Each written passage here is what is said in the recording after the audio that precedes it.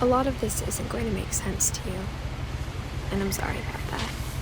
I'm just going to start at the beginning, with the house.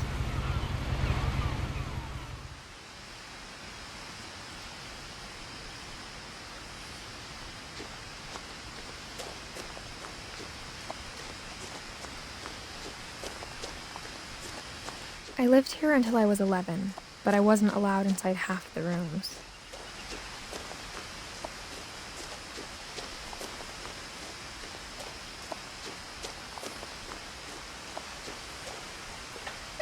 Inside the mailbox were bills from 7 years ago, marked urgent, open immediately.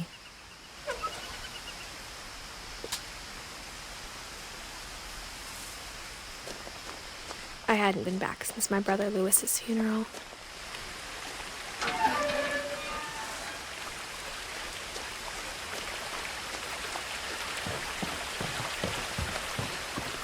In her will, my mother left me a key, but didn't tell me what it unlocked. Maybe she thought I'd know, or she thought that the mystery would be enough to bring me back.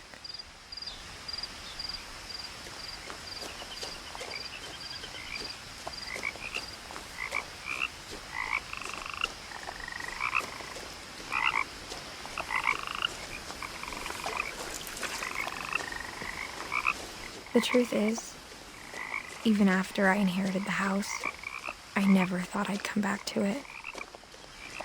But now I had questions about my family that only the house knew the answers to. The woods around the house have always been uncomfortably silent, as if they're about to say something but never do.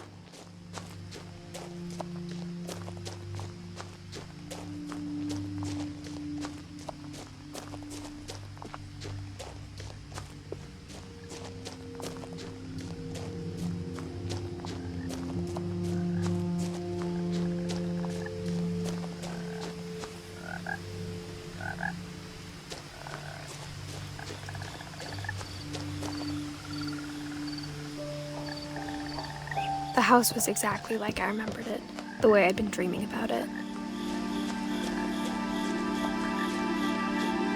As a child, the house made me uncomfortable in a way I couldn't put into words. Now, as a 17-year-old, I knew exactly what those words were. I was afraid of the house.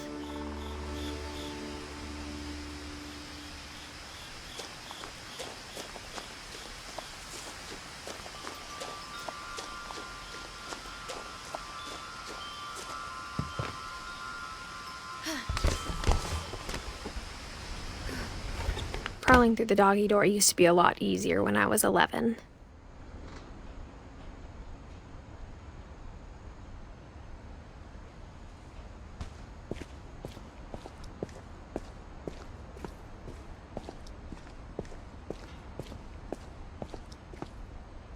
The power had been turned off the night we left.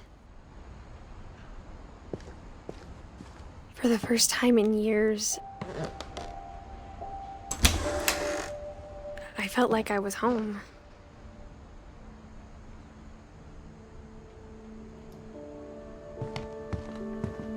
But instead of a family, there were just memories of one.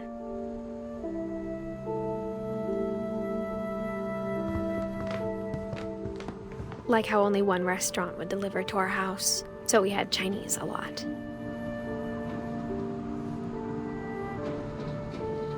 Or how after Lewis started working at the cannery, we all got sick of eating salmon. Except our cat, Molly.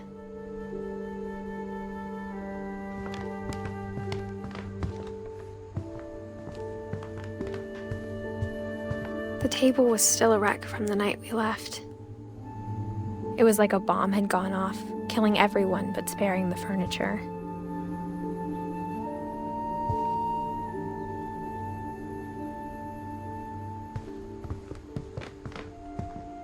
Nothing in the house looked abnormal. There was just too much of it, like a smile with too many teeth. Even the fireplace had a story.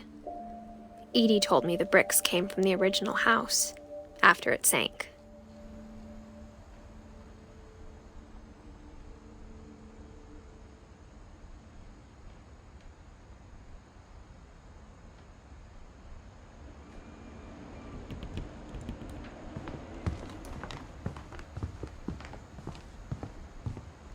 Mom always told me to stay out of the basement, so I wasn't too surprised when the key didn't fit.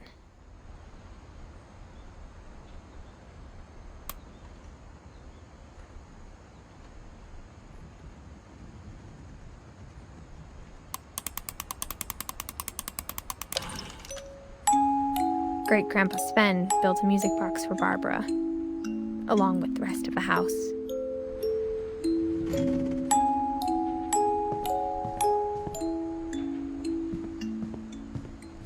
A lot of things got left behind in the whirlwind of that last night.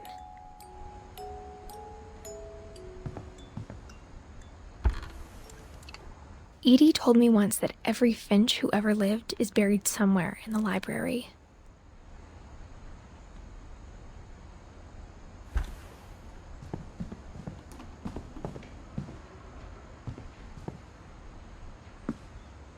After Milton disappeared, Mom sealed up all the bedrooms. Then Edie retaliated and drilled peepholes.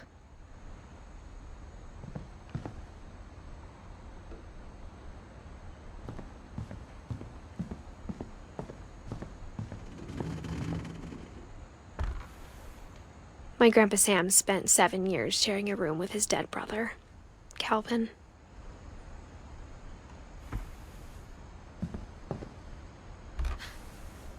As a kid, I just assumed every house had peepholes and sealed rooms you weren't allowed inside of.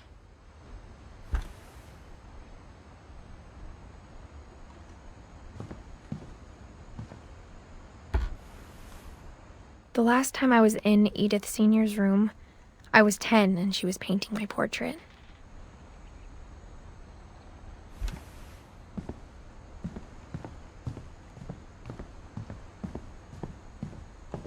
Whenever people ask me about my family, the first thing they always want to know about is Barbara. Edie's father, Odin, built the original house.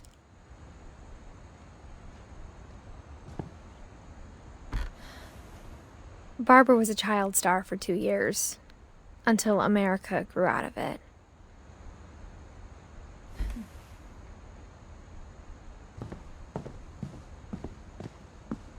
Mom must have locked the third-floor stairs on the night we left.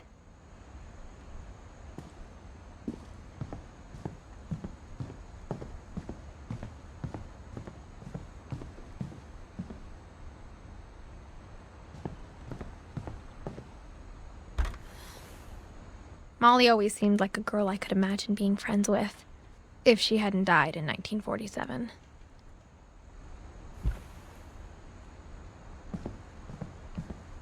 I spent a lot of time playing in Great Uncle Walter's room. I think my mom sometimes regretted not sealing it up.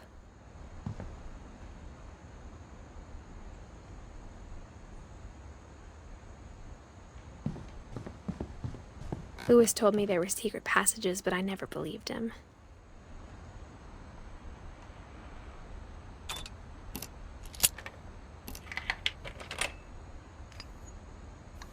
Turns out, my mom was really good at keeping secrets.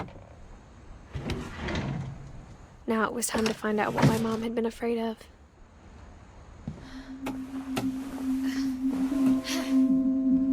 From the paintings on the wall, it was clear my brother Milton had been here before me.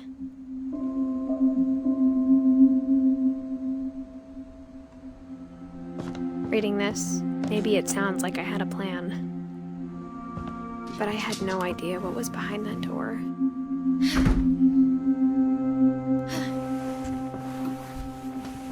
Just like I had no idea where all this was gonna lead. I grew up looking at Molly's room through the peephole.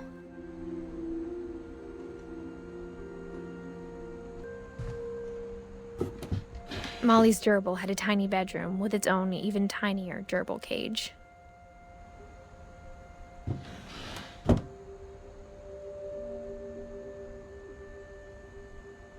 Being inside for the first time, I felt like I'd stepped behind a painting.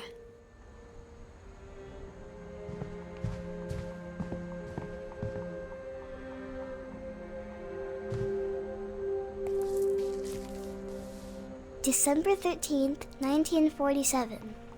Dear Diary, I'll be gone soon, but I wanted to tell somebody about what's gonna happen. It started when Mom sent me to bed without dinner. I woke up and I was starving, so I looked around for something to eat. The gerbil food was dry, but I didn't mind it.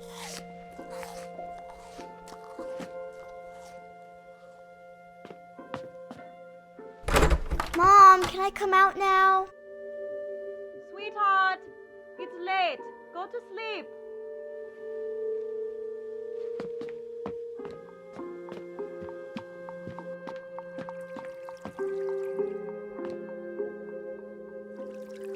I thought about eating Christopher, but I held back.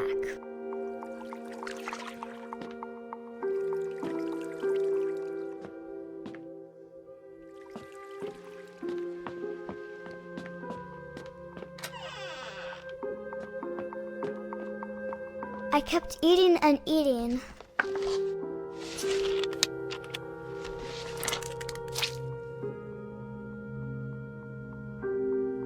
I ate a lot of things that night.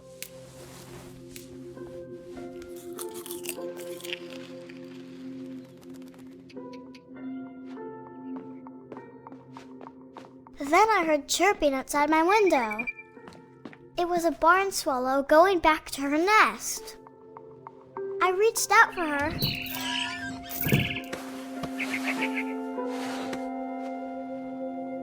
And suddenly, I was a cat.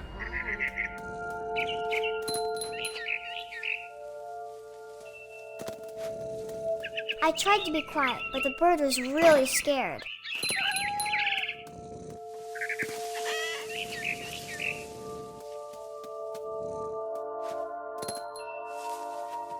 Mom and Dad didn't even look at me.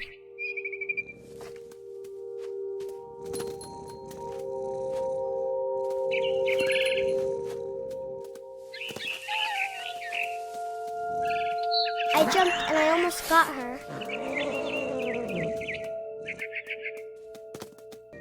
I could tell she was getting really tired.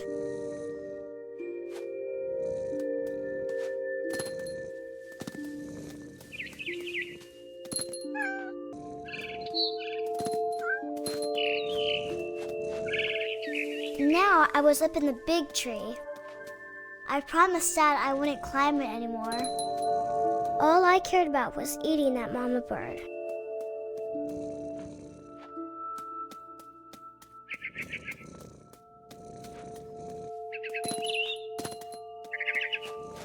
I gobbled her up. And suddenly, I was an owl.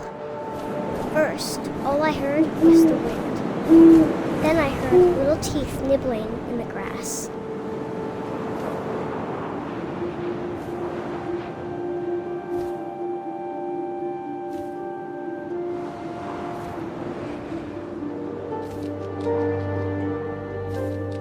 Rabbits.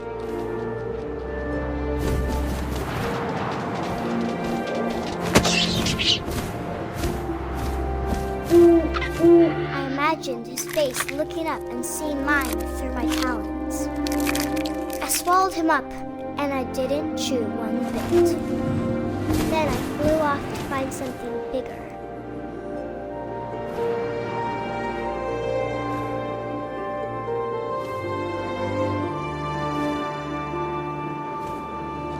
A mama rabbit.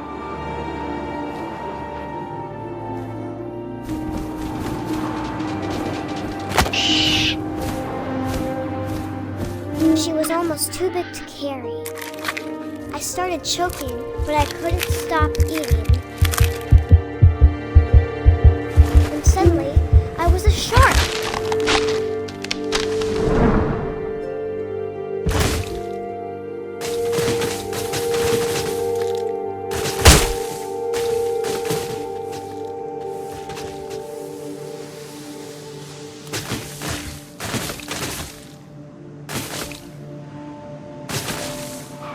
I rolled off a cliff and into the ocean.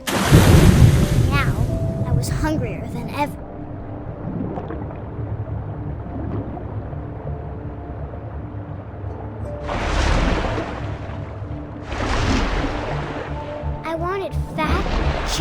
seals.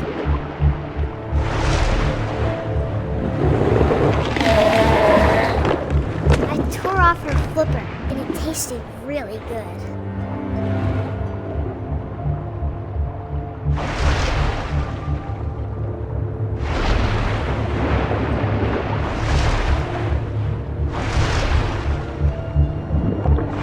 Grabbed on tight, but I was so hungry, I jumped out of the water. When I opened my eyes, everything had changed.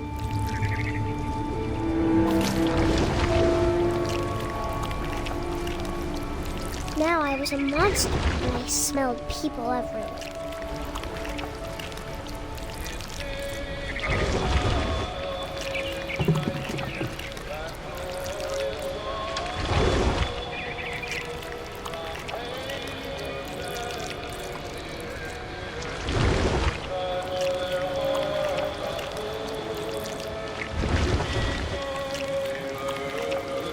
I was big, but I moved real quiet.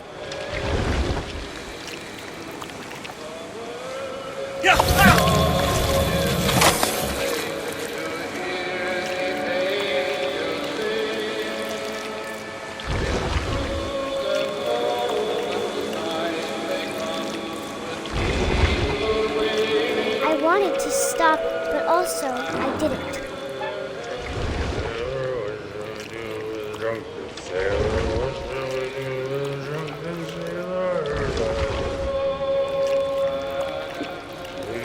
Belly with a rusty razor, belly with a rusty razor, belly with a rusty razor.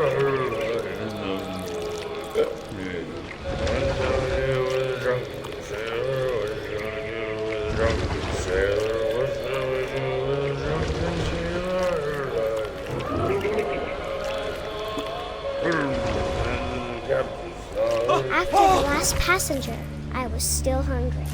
And across the water, I smelled something new. Something I had to have, so I swam towards it.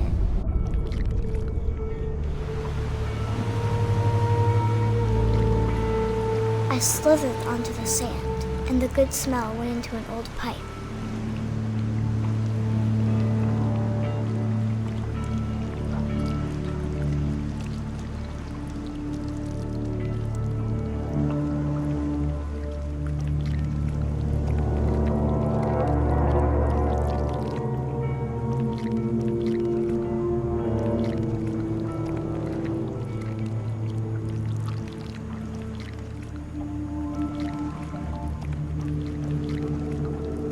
I got closer and closer.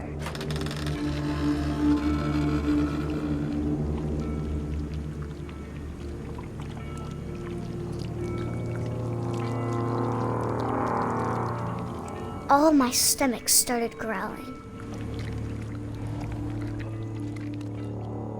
And suddenly, I was me again. I held my breath for a long time, but I couldn't hear anything. I think it's waiting for me to fall asleep.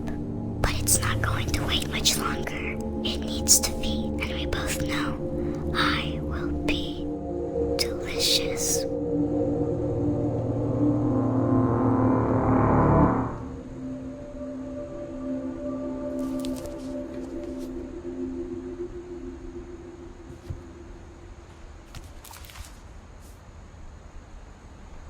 I'm not sure if I believed all of that, but I'm sure Edie would have.